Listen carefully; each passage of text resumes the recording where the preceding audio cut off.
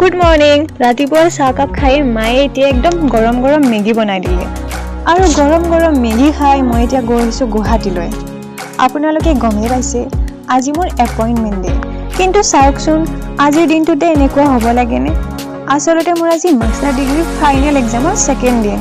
মই ভাবিলোঁ এক্সামেই দিওঁনে নে এপইণ্টমেণ্টে আনিবলৈ যাওঁ, কিন্তু পিছত মই ভাবিলোঁ যে এক্সামটোতো মই পিছতো দিব পাৰিম, কিন্তু এনেকুৱা এটা মমেণ্ট আৰু বা কেতিয়াবা পাওঁনে নাপাওঁ, সেইকাৰণে সকলোবোৰ বাদ দি মই এপইণ্টমেণ্ট আনিবলৈ গৈ আছোঁ।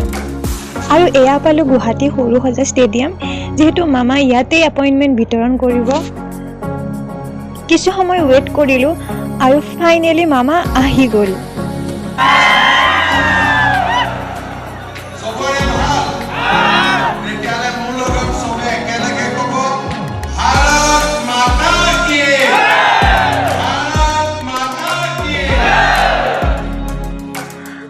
প্ৰগ্ৰাম শেষ কৰি আমি এতিয়া ঘৰৰ ফালে যাবলৈ ওলাইছোঁ।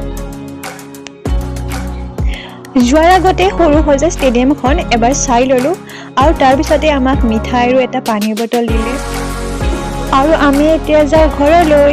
তেন্তে আজিলৈ আহিছোঁ, বাই।